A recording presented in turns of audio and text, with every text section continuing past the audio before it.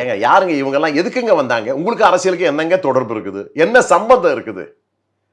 பொதுவா ஐயாவே ஆரம்ப காலத்துல வரும்போது எனக்கு அரசியல் தெரியாது, மேடைகளில் பேசி எனக்கு பழக்கம் இல்லை அப்படின்னு சொல்லி பேசினவர் தாங்க.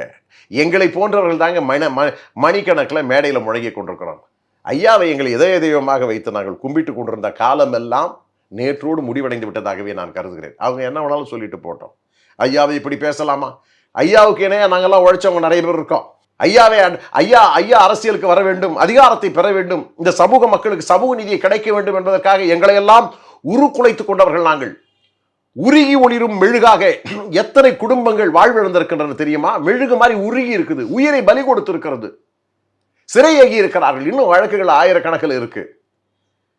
அவங்கள வளர்க்காம, அவங்க குடும்பத்தை வளர்க்காம நீ இன்னைக்கு யாரை போய் வளர்த்துக்கிட்டு இருக்கிற? நீங்க இப்படி சொல்றீங்க சார். 95% பாட்டாளி சொந்தங்கள் எங்க கூட தான் இருக்காங்கன்னு அவங்க சொல்லிட்டு இருக்காங்களே சார். ஏங்க அவங்க வாயில வந்ததெல்லாம் பேசுவாங்க. ஏங்க அவங்களுக்கு பேசவும் தெரியாது, ஒன்றும் தெரியாதுங்க, ஒண்ணுமே தெரியாதுங்க. எழுதி கொடுத்ததை அவர் அது சொல்ல போனா யார் எழுதி கொடுத்துருப்பாங்க, யார் பேச வச்சிருப்பாங்க அப்படின்றதெல்லாம் எங்களுக்கு தெரியும். இன்னும் என்ன விஷயம் விடயம் தெரியாதவர்களா நாங்க? இதை பற்றி எல்லாம் அறியாதவர்களா நாங்க?